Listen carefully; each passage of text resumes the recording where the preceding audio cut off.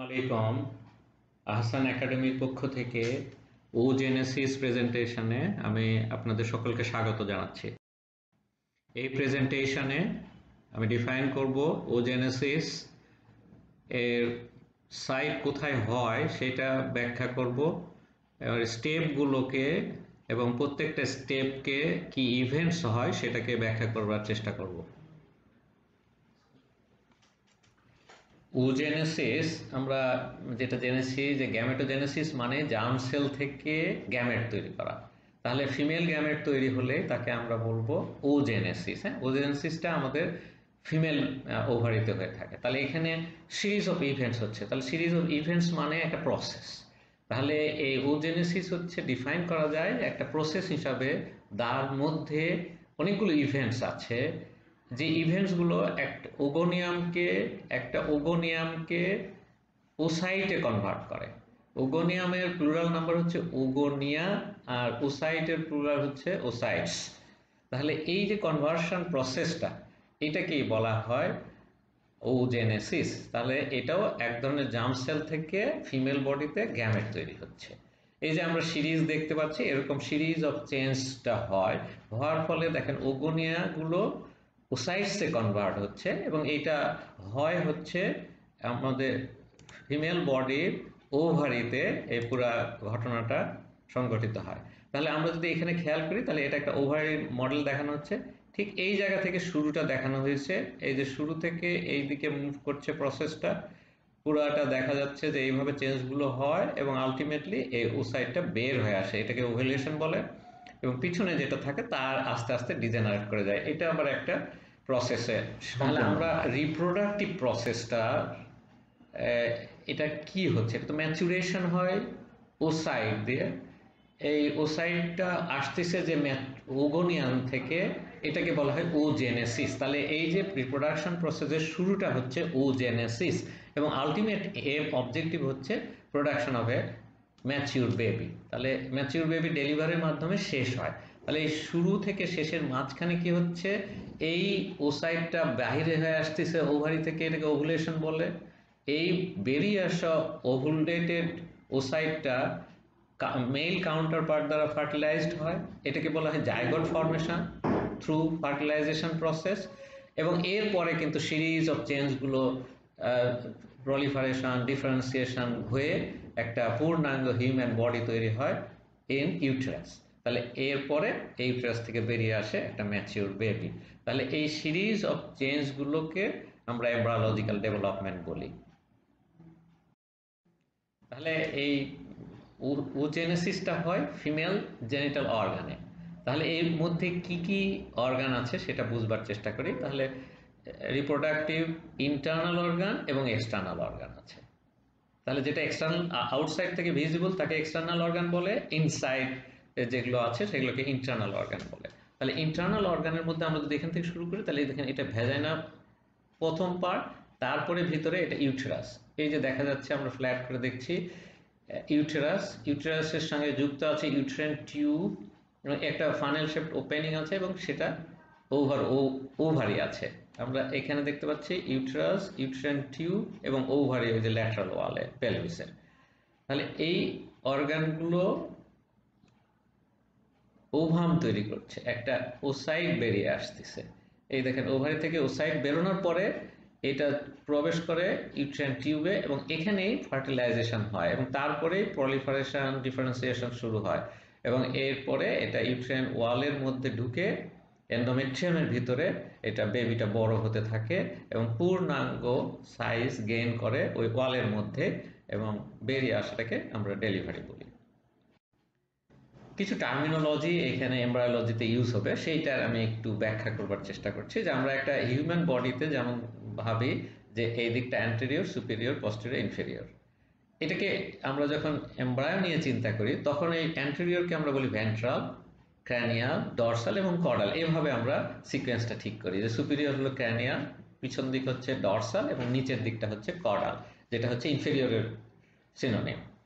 তা আমরা এখন ব্যাখ্যা করার জন্য আমরা সবসময় সেকশনাল অ্যানাটমিটাকে খুব গুরুত্ব দিয়ে থাকি। এমব্রায়োর ক্ষেত্রে আমরা যেমন ওখানে গ্রস সারফেস এগুলো বলি, এখানে খুব সেকশনাল অ্যানাটমি ইউজ হয়।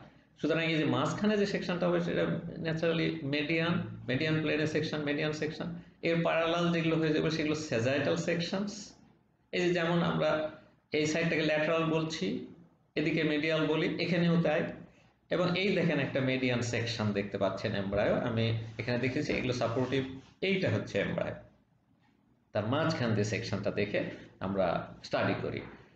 এখানে দেখেন এটা ট্রান্সভার্স সেকশন, আপনি বুঝতে পারছেন দুটো ট্রান্সভার্স সেকশন দিয়ে একটা সেগমেন্ট বের করে আনা হয়েছে। তাহলে আমরা এইটাকেও আমরা যেমন এই দেখেন ট্রান্সভার্স সেকশনে আমরা এমব্রায়োটা স্টাডি করছি। একইভাবে এই ধরেন এটা হচ্ছে করোনাল প্লেন, তাহলে এই সেকশনটা হচ্ছে করোনাল সেকশন, যেমন এই দেখেন নেকের করোনাল সেকশন আমরা ইউজ করি ব্যাখ্যা করতে। তাহলে আমরা এমব্রায়োলজিতেও এই অ্যানাটমির কিছুটা মডিফাইড টার্মিনোলজি ইউজ করি, লাইনগুলো আমরা একেবারে সেম, এবং আমরা সেকশনাল অ্যানাটমি খুবই ইউজ করব এমব্রায়োলজিতে। দেখেন একটা এমব্রায়ো দেখা যাচ্ছে ডেভেলপিং, এই যে দেখেন আই দেখা যাচ্ছে ডেভেলপ করছে, এই যে টোটাল বডিটা আসছে। এটা এগুলো বাহিরে, বডির বাহিরে ইয়াক স্যাক, অ্যালান্টয়েড, এই যে আম্বলিকাস দিয়ে যুক্ত। এই যে এইটা হচ্ছে ইন্টেস্টাইন ডেভেলপ করছে, এটাকে গার্ড বলা হয়। এটা পিছনের ওয়াল, এইটা হলো একটা সেকশন দেখা যাচ্ছে। তাহলে আমরা এটা ট্রান্সভার্স সেকশন দেখছি আর বাহিরের সারফেসটা দেখছি। তাহলে এই এই ওজেনেসিসটা আমাদের শুরু হয় ইন্ট্রাইউটেরাইন লাইফ থেকে, বিফোর বার্থে, একেবারেই খুব আর্লি সেকেন্ড উইক অফ লাইফে প্রথম জার্ম সেলগুলো তৈরি হয় এই ইয়ক স্যাকের ওয়ালে। এদেরকে বলা হয় প্রাইমোডিয়াল জার্ম সেলস। তাহলে প্রথম ইয়ক স্যাকের বডির বাইরে তৈরি হয়, এবং এইটা এই মাইগ্রেশন শুরু করে, আগাতে থাকে, এই জায়গা থেকে মাইগ্রেট করে শরীরের মধ্যে ঢোকে।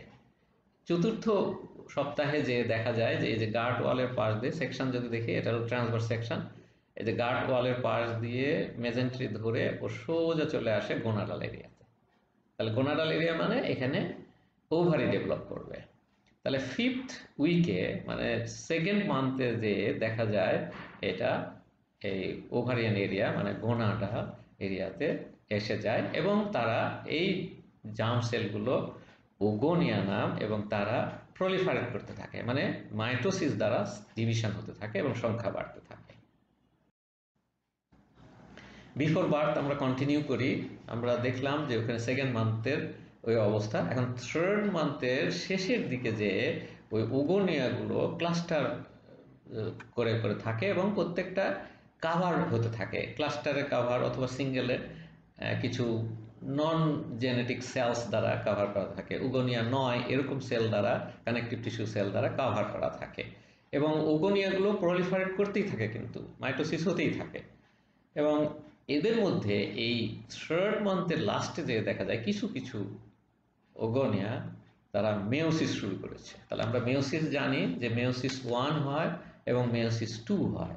তাহলে ওরা মেয়োসিক ডিভিশন শুরু হয়, তাহলে মেয়োসিস স্টেজ 1-এ থাকে, এবং প্রথম যেটা প্রফেজ, তারপরে মেটা অ্যানাফেজ এবং টেলোফেজ যেমন হয়, সেরকম প্রফেজে আবার মাল্টিপল স্টেজগুলো আছে।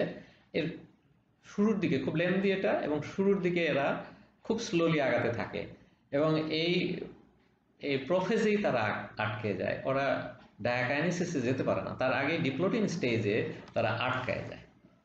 এই অবস্থাটাকে বলা হয় প্রাইমারি ওসাইট। তাহলে ওগোনিয়াটা এখন ওসাইট হয়ে গেছে, এবং এইটা প্রাথমিক একটা ওসাইটে পরিণত হয়। তাহলে এইটা আটকায় আছে প্রফেজের, মেয়োসিস 1-এর প্রফেজ, তার আবার একটা স্টেজে আটকায় আছে, এটাকে ডিপ্লোটিন স্টেজ বলা হয়। আমরা বিফোর বার্থই কন্টিনিউ করছি।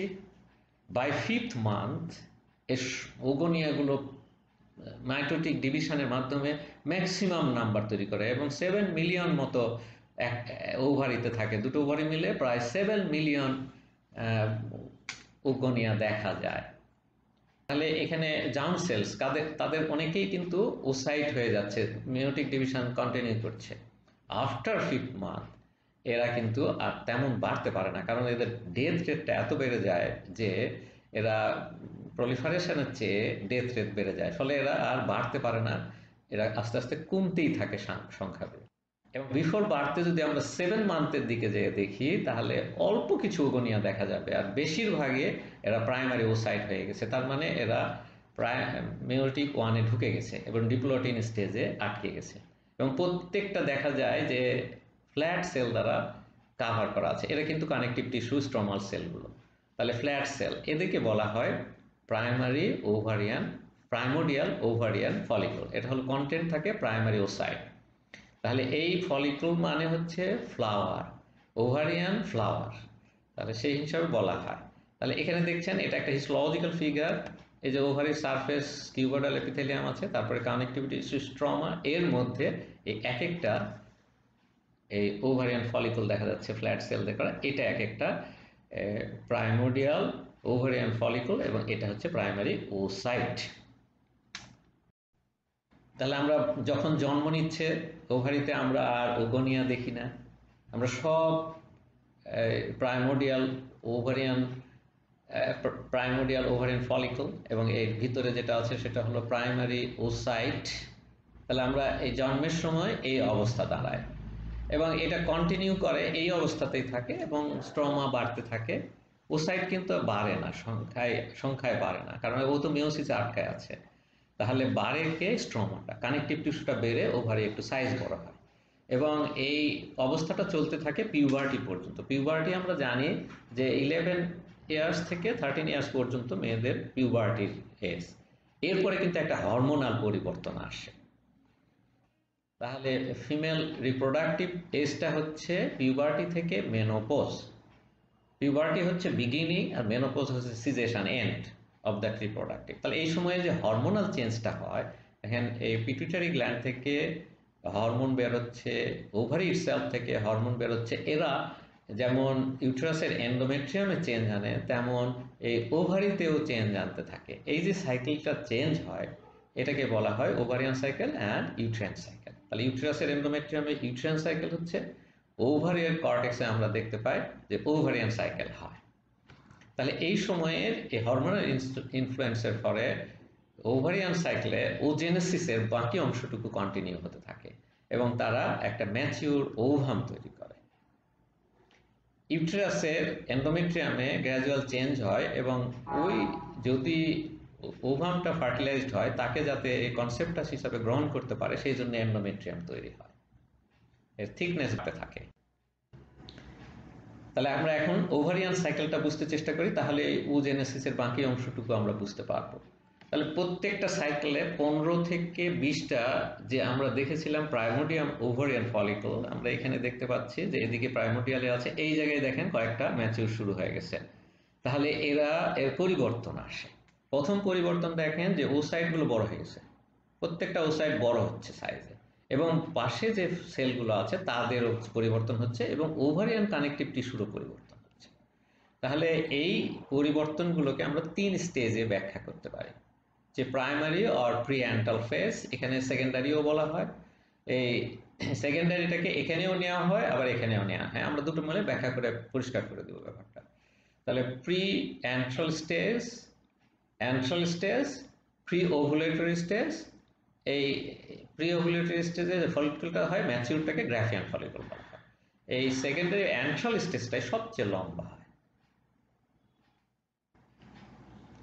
আমরা তাহলে প্রথম প্রাইমারি স্টেজটা ব্যাখ্যা করি। তাহলে প্রথম স্টিমুলেশন 11টা থেকে 12টা থেকে 15টার মতো, সাধারণত 20টা পর্যন্ত হতে পারে, এদের একটা ম্যাচুরেশন শুরু হয়। তাহলে ও সাইডগুলো বড় হয় এবং তার চারিদিকে একটা লেয়ার আসে নন সেলুলার, এটাকে বলা হয় জোনা পেলুসিডা। তাহলে তার চারিদিকে জোনা পেলুসিডা অ্যাপিয়ার করে এবং ফলিকুলার সেলগুলো ছোট হয়ে কিউবিক্যাল শেপ ধারণ করে। ফ্ল্যাট যেটা ছিল ওটা কিউবিক্যাল হয় এবং প্রচণ্ড রেটে সংখ্যা বাড়তে থাকে।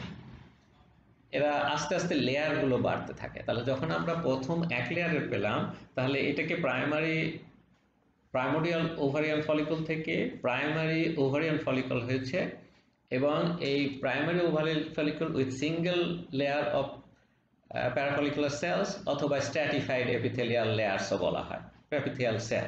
এই যে দেখেন আস্তে আস্তে সিঙ্গেল থেকে ডবল হয়ে গেছে। তারপরেও যদি আমরা থেকে এই গ্র্যানুলোসা সেল বলা হয়, যেগুলো ঘুরেছিল প্যারাফলিকুলার, এই ফলিকুলার সেলগুলোকে গ্র্যানুলোসা সেল, এখন মাল্টিপল লেয়ার হচ্ছে। এখানে যখন মাল্টিপল হয়, এটাকে অনেক সময় সেকেন্ডারি ওভারিয়ান ফলিকুল বলা হয়। তাহলে এই আমরা বলতে পারি primary ovarial follicle with single layer of ovarian follicle follicular cell to layers multiple layers, এভাবে আমরা প্রাইমারিকে ব্যাখ্যা করতে পারি। এই যে দেখেন মাল্টিপল লেয়ার্স প্রাইমারি, অনেক সময় এই মাল্টিপল লেয়ারকে কোনো কোনো বইয়ে দেখবেন সেকেন্ডারি বলেছে। তাহলে এই ফলিকুলার সেলের বাহিরে এটা তো কানেকটিভ টিস্যু স্ট্রমাল সেল, এখানেও পরিবর্তন আসে। তাহলে এই সেলগুলোতেও দেখা যায় যে কিছু অন্যান্য কানেকটিভ টিস্যু এরিয়া থেকে একটু আলাদা বৈশিষ্ট্য, যে জায়গাটা খুব ভাস্কুলার হয়ে যায়, ইডিমেটাস হয়, মানে পানি না হতে থাকে। তাহলে আমরা দেখছি যে এইটা একটা ফলিকল, এ দেখেন ওসাইট, তার সাইড দিকে জনা পেলুসিডা আছে। এখন এই গ্রানুলোসা সেলের মধ্যে ছোট্ট ছোট্ট ক্যাভিটি আসছে, এই ক্যাভিটিগুলোকে বলা হয় অ্যান্ট্রাম ফলিকুল। ফলিকুলের মধ্যে অ্যান্ট্রাম, এই ফলিকুলগুলো বাড়তে থাকে, আরও বাড়তে থাকে, এই স্পেসগুলোর মধ্যে ফ্লুইড থাকে, এই স্পেসগুলো জোড়া লেগে বড় হতে থাকে, তখন এটাকে পুরাটাই অ্যান্ট্রাম বলে এবং এটাকেই অ্যান্ট্রাল স্টেজ বলা হয়। এটাকে অনেক সময় অনেক বই সেকেন্ডারিও বলা হয়। তাহলে এই সেকেন্ডারি অথবা ভেসিকুলার ফলিকুল অথবা antral stage of ovarian follicle বলা হয়। এরপরে আরো বড় হতে থাকে, অ্যান্ট্রাম বিরাট বড় হয়ে যায়। এই গ্র্যানুলোসা সেলের মধ্যে কয়েকটা অংশে ভাগ হয়ে যায়। যদি আমরা দেখি, এই দেখেন এটা ওসাইট, তার চারিদিকে জোনা পেলুসিডা, এটা কিন্তু নিউক্লিয়াস এবং নিউক্লিওলাস একটা সেল। এর চারিদিকে যে সেল লেয়ারটা থাকে এরা হলো করোনা রেডিয়েটার তৈরি করবে এই পুরা সেল, এবং যে জোড়া লেগে আছে মেইন গ্র্যানুলোসের সাথে এটাকে বলা হয় কোমুলাস ওফোরিকাস, এই পুরা সেলটাকে। এবং এই বাইরে দেখেন এটা হলো গ্র্যানুলোসা সেলস থেকেই যায়, এটা হলো অ্যান্ট্রাম, এর মধ্যে ফ্লুইড থাকে, ফ্লুইড ফিল্ড অ্যান্ট্রাম। এর বাইরে যদি আমরা যাই তাহলে এইগুলো হচ্ছে ওভারিয়ান কন্ট্রিবিউশন, ওভারিয়ান স্ট্রোমা। তার মধ্যে আবার দুই লেয়ার হয়, যারা এই গ্রানুলোসা সেলের কাছে থাকে তাকে বলা হয় থিকা ইন্টারনা এবং থিকা এক্সটার্না। তাহলে আমরা একটা পূর্ণাঙ্গ ম্যাচিউর গ্রাফিক্যাল ফলিকুল আঁকতে বললে এবং লেবেল করতে বললে আমরা এইটা আঁকবো, এই টাইপের ছবি আঁকবো এবং তাকে লেবেল করবো এভাবে। During fetal development, stem cells, called oogonia, go through mitosis. Some of these cells develop into 46 chromosome primary oocytes. At the onset of female puberty, tens of thousands of primary oocytes each form part of a primordial follicle in the ovaries. Between menarche and menopause, each primordial follicle develops into a mature follicle, and its primary oocyte completes meiosis I. Some primary oocytes become secondary oocytes, 23 chromosome cells that begin meiosis II, then pause. Each month, তাহলে আমরা change কি পাচ্ছি ওসাইটে? তাহলে আমরা প্রথম যেটা primordial ফলিকুলে ছিল হলো প্রাইমারি ওসাইট, সেটাই কিন্তু কন্টিনিউ করছিল। এই দেখেন ম্যাচিউরেও কিন্তু ওই প্রাইমারি ওসাইট আছে, তার মানে ডিপ্লোটিন স্টেজে আটকে আছে। তাহলে এখন ম্যাচিউর ওভারিয়ান ফলিকুল থেকে এটা জাস্ট বিফোর ওভুলেশন, এ দেখেন ছুটে যাচ্ছে, এই সময় ফার্স্ট মেয়োটিক ডিভিশন কমপ্লিট হয়, এটাকে আমরা বলি সেকেন্ডারি ওসাইট। এখানে কিন্তু এখন দেখেন যে এটা রিডাকশন ডিভিশন হয়েছে, তাহলে এক একটা সেলে 23টা ক্রোমোজোমস আছে, এখন আর পেয়ারে নাই, 23টা ক্রোমোজোম, একটা সেক্স ক্রোমোজোম, বাকি 22টা হচ্ছে অটোজোম। এখন দুটো নিউক্লিয়াস বেরিয়ে আসছে এবং এক নিউক্লিয়াস অলমোস্ট অল সাইটোপ্লাজম পায়, আর একটা নিউক্লিয়াস খুবই থিন রিম অফ সাইটোপ্লাজম পায়, এইটাকে বলা হয় পোলার বডি। আর মেইন ওসাইটটা, সেকেন্ডারি ওসাইটটা থেকে যায়, তার মানে একটা সেকেন্ডারি ওসাইট হয় আর একটা পোলার বডি হয়। এখন এই হ্যাপ্লয়েড সেলটা যে বেশিরভাগ পেয়েছে সেটাই হচ্ছে আমাদের সেকেন্ডারি ওসাইট, আর এটা হচ্ছে ফার্স্ট পোলার বডি। তাহলে এখন জোনা পেলুসিডার মধ্যে ওই দুজন থাকে, তার বাহিরে ওই যে সেলগুলো করোনা রেডিয়েটার তৈরি করবে এই করোনা রেডিয়েটার সেলগুলো থাকে। এখন যদি ফার্টিলাইজড হয় তাহলে এটা কন্টিনিউ করে এবং ফার্টিলাইজড হওয়ার সাথে সাথে সেকেন্ড মেয়োটিক ডিভিশন কমপ্লিট হয়। আর যদি ফার্টিলাইজড না হতে পারে, এই যে ফার্টিলাইজড না হলে এটা নষ্ট হয়ে যায়। তাহলে এইবার আমরা পুরো স্টেজটাকে একটু সামারাইজ করি। তাহলে আমরা যখন অ্যাট বার্থে দেখছি এই প্রাইমোডিয়াল নিয়ে জন্মগ্রহণ করেছে, আমরা দেখেছি এই প্রাইমোডিয়ালটা তৈরি হয়েছে খুব আর্লি স্টেজ থেকেই, এদের গ্যামেটোজেনেসিস শুরু হয়ে যায়, ওজেনেসিস। এবং দেখা যাচ্ছে যে এরা 3rd মান্থের পর থেকে এদের এই মেয়োসিস শুরু হয়ে 7 মান্থ পর্যন্ত দেখা যায় যে বাড়ছে এবং আলটিমেটলি বাড়তের আগে সবগুলোই মেয়োটিক ডিভিশনে ঢুকে ডিপ্লোটিন স্টেজে আটকে আছে। এটা হচ্ছে প্রাইমারি ওসাইট। তাহলে প্রাইমারি ওসাইডের চারিদিকে ফলিকুলার সেল মিলে একটা প্রাইমোর্ডিয়াল ওভারিয়ান ফলিকুল হয়। এরকমই অনেক প্রাইমারি ওভারিয়ান ফলিকুল নিয়ে ওভারিতে থাকে। যখন পিউবার্টি হয় তখন দেখা যায় যে 15 থেকে 20টা এরকম দুই ওভারি মিলে ফলিকুল টার্গেট করে। এই কয়টা ম্যাচিউর হতে থাকে। তাহলে তারা কি হয়, প্রথমে দেখেন বড় হচ্ছে, ওসাইটটা বড় হয় এবং জোনা পেলুসিডা তৈরি হয়। এটা একটা জাস্ট নন সেলুলার লেয়ার চারিদিকে, এবং এই ফলিকুলার সেলগুলো প্রচণ্ডভাবে ডিভাইড করতে থাকে, খুব র্যাপিডলি ডিভাইড করে এবং এটা কিউবিক্যাল হয়ে যায়। প্রথমে সিঙ্গেল লেয়ার থাকে, এটাকে আমরা বলি প্রাইমারি ওভারিয়ান ফলিকল। এটা উইথ সিঙ্গেল লেয়ার, এর দেখা যায় 2 লেয়ার 3 লেয়ার হতে থাকে। এটাকে primary ovarian follicle multiple layers or stratified এপিথেলিয়ামও বলা হয়। কখনো কখনো একে সেকেন্ডারি ওভারিয়ান ফলিকলও বলা হয়। তা আমরা দুটোই বলতে পারি, কোনো অসুবিধা নাই। তাহলে এই দেখেন এই সেকেন্ডারি ফলিকলটা অনেক বড় হয়ে গেছে এবং এখন অ্যান্ট্রাম ডেভেলপ করবে। এই স্টেজটাকে অনেক সময় প্রি অ্যান্ট্রাল ফলিকলও বলা হয়। আমরা যদি ছোট ছোট স্টেজে ভাগ করি তাহলে এটাকে বলবো যে এখন অ্যান্ট্রাম অ্যাপিয়ার করবে। তাহলে এরপরেই দেখা যায় যে ছোট্ট ছোট্ট ক্যাভিটি আসে ইন বিটুইন এবং তার মধ্যে ফ্লুইড থাকে, এগুলোকে অ্যান্ট্রাম বলে। এগুলো জোড়া লেগে এই যে একটা বড় অ্যান্ট্রাম তৈরি করেছে, এই স্টেজটাকে বলা হয় অ্যান্ট্রাল ফেজ।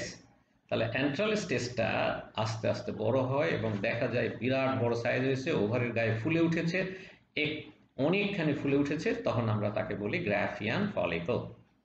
এটাই হচ্ছে ম্যাচিউর ফর্ম এবং আমরা একটা আঁকা শিখেছি তার।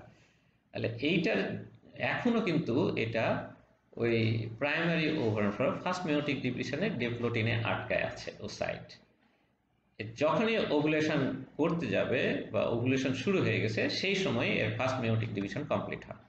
তাহলে যখন এটা বেরিয়ে আসতেছে তখন দেখা যায় যে বেশিরভাগ সাইটোপ্লাজম নিয়ে সেকেন্ডারি ওসাইট হয়েছে এবং ফার্স্ট পোলার বডি ওই পুরা দুজন মিলে জোনা পেলুসিডার মধ্যে থাকে এবং তার বাইরে করোনা রেডিয়েটা সেল নিয়ে বেরিয়ে আসে, এটাকে ওভালেশন বলে। তাহলে বাকি সেলগুলো ওভারের গায়ে থেকে গেল, সেইটা হচ্ছে কর্পাস লুটিয়াম তৈরি করে। তাহলে আমরা মেল ফিমেলের সেলগুলো গ্যামেটোজেনেসিসের কিছু কম্পেয়ার করতে চেষ্টা করি। তাহলে আমাদের এটাকে বলবো স্পারমাটোজেনেসিস অ্যান্ড ওজেনেসিস, তাই না? তাহলে আমরা এখন প্রত্যেকটার হেডলাইন বরাবর আমরা বুঝতে চেষ্টা করবো যে কোন সময়ে কি হচ্ছে বা কোন স্টেজে কি তফাৎটা বা মিলটা কি। তাহলে বিফোর বার্থ দেখেন টেস্টিসে শুধুমাত্র জার্ম সেল স্টেম সেল হিসাবে প্রলিফারেট করে, এখানে শুধু মাইটোসিস হয় এবং সংখ্যা বাড়তেই থাকে এবং যখন জন্ম নিয়েছে তখন সেমিনিফেরাস টিউবুলসটা কর্ড হিসাবে থাকে, কোনো ক্যানালাইজেশন হয় না।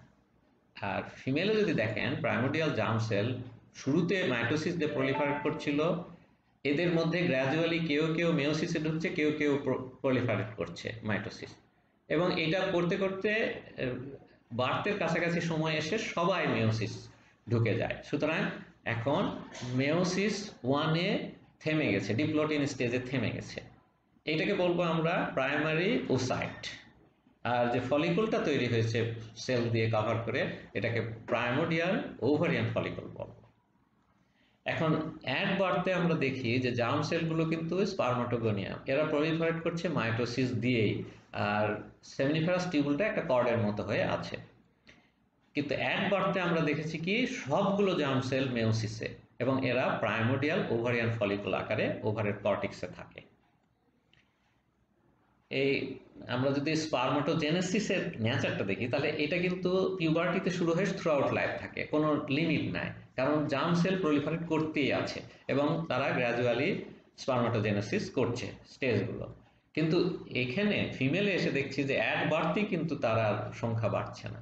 তাহলে পিউবার্টি থেকে এরা প্রত্যেকটা সাইকেলে একটা নির্দিষ্ট সংখ্যক, কোনো কোনো সময় একেবারে ফিক্সড নয়, ভ্যারিয়েশন একটা রেঞ্জের মধ্যে কিছু ফলিকল বাড়তে থাকছে। তার মানে মনে করেন 15টা বাড়তে শুরু করলো, তাহলে একটা ওভুলেশন হলো, বাকি 14টা কিন্তু ডিজেনারেট করে। এইভাবে এরা কমতে কমতে এবং অন্য কারণেও মারা যায়, কমতে কমতে এক সময় আর ওভুলেশন হয় না, এটাকে আমরা বলি মেনোপজ। তাহলে পিউবার্টি থেকে মেনোপজ পর্যন্ত শুধু রিপ্রোডাক্টিভ এজ থাকে, ওভাম ওসাইট তৈরি হয়। তাহলে রিপ্রোডাক্টিভ এজ পিউবার্টি থেকে ডেথ পর্যন্ত, আর এদের হলো শুধু একটা রেঞ্জ আছে, পিউবার্টি থেকে ফিমেলে মেনোপজ পর্যন্ত হয়। এবার আমরা একটু ওভারি এবং ইউটেরাসকে কম্পেয়ার করবার চেষ্টা করি। তাহলে আমরা পিউবার্টি পর্যন্ত এদের হরমোনাল ইনফ্লুয়েন্স একরকমের থাকে, পিউবার্টি থেকে সাইক্লিক্যাল চেঞ্জ আসতে শুরু করে। তাহলে পিউবার্টি পর্যন্ত কোনো সাইক্লিক্যাল চেঞ্জ নাই, ওভারিতে শুধুমাত্র প্রাইমোডিয়াল ওভারিয়ান ফলিকল পাবো। এবং আপনি অপরপক্ষে যদি ইউটেরাসে খেয়াল করেন তাহলে এক বার্থে দেখা যাবে যে সার্ভিক্সই বড়, যেটা বডি মেইন পার্ট সেটাই কিন্তু ছোট। এবং এই যদি বলি সার্ভিক্স 2 আর এটা 1 হয়, 1:2 সাইজ, কিন্তু এই পিউবার্টির সময় যে আসলে বডিটা রিলেটিভলি বেশি তাড়াতাড়ি বাড়ে, ফলে এরা 1:1 হয়ে যায়। কিন্তু তখনও পর্যন্ত এন্ডোমেট্রিয়ামে কোনো এই ইনার সাইডে কোনো সাইক্লিক্যাল চেঞ্জ হয় না ইন দ্য বডি। আমরা ওভারি এবং ইউটেরাসের রিলেটিভ অবস্থাটা বুঝতে চেষ্টা করছি। তাহলে ডিউরিং রিপ্রোডাক্টিভ পিরিয়ড, তাহলে প্রত্যেকটা সাইকেলে দেখছি 15 থেকে 20টা প্রাইমোডিয়াল ওভারিয়ান ফলিকল বাড়তে থাকে। ওর ভিতরে যে প্রাইমারি স্টেজে ছিল ওসাইটটা, সেটা চেঞ্জ আসে, ফুলতে থাকে, বড় হতে থাকে। প্যারাফলিকুলার যে ফলিকুলের যে সেল আছে তারা বাড়ে, সংখ্যায় বাড়তে থাকে। এদিকে এন্ডোমেট্রিয়ামে থিকনেসে চেঞ্জ হয় এবং এটা মিনিস্ট্রিয়াল স্টেজ থেকে আস্তে আস্তে প্রলিফারেটিভ স্টেজের দিকে যেতে থাকে। তাহলে প্রাইমারি ওভারিয়ান ফলিকল গ্রো করে যখন সেকেন্ডারি হয় তখনই ওভুলেশন হয়, ফুল ম্যাচিউরিটি হয়ে ওভুলেশনটা হয়ে যায়। এবং এই ম্যাচিউর ফলিকল থেকে যখন ওভুলেট করে তখন কিন্তু এন্ডোমেট্রিয়াম প্রলিফারেটিভ স্টেজের লেটার পার্টে থাকে।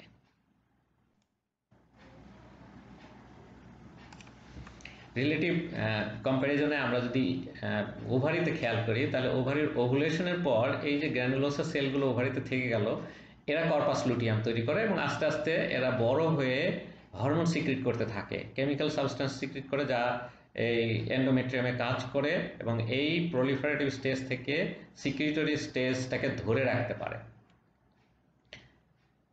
তাহলে যখন ফার্টিলাইজেশন হচ্ছে তখন একেবারে টার্মিনাল পার্ট অফ প্রলিফারেটিভ স্টেজে থাকে এবং এই ফার্টিলাইজেশন যদি না হয় তাহলে এই কর্পাস লুটিয়ামটা কন্টিনিউ করতে পারে না।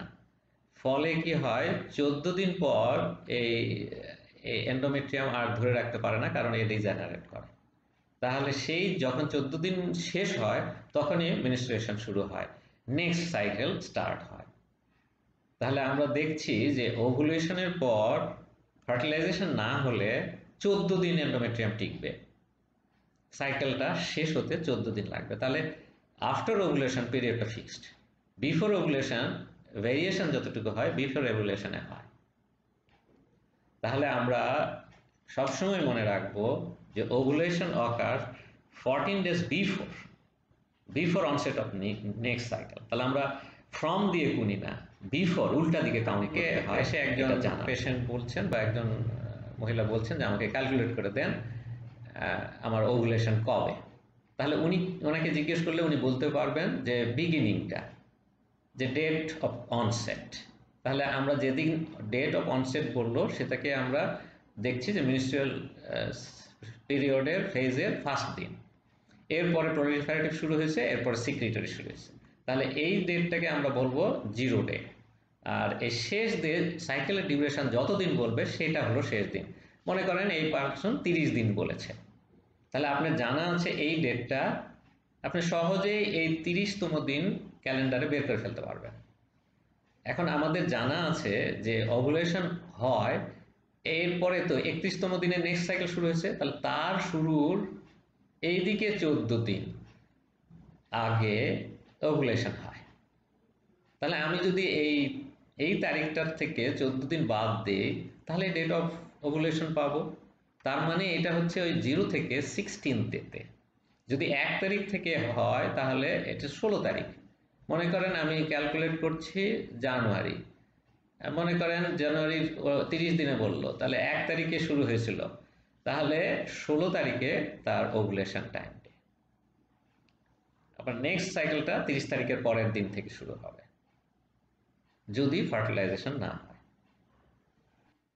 এখন হরমোনাল ইনফ্লুয়েন্স কিভাবে কাজ করে, এই যে পিটুইটারি গ্ল্যান্ড থেকে আমরা দুটো হরমোন জানি, ফলিকুলার স্টিমুলেটিং হরমোন আর লুটিনাইজিং হরমোন। এই যে এখানে দেখানো হয়েছে লুটিনাইজিংটা আকাশী।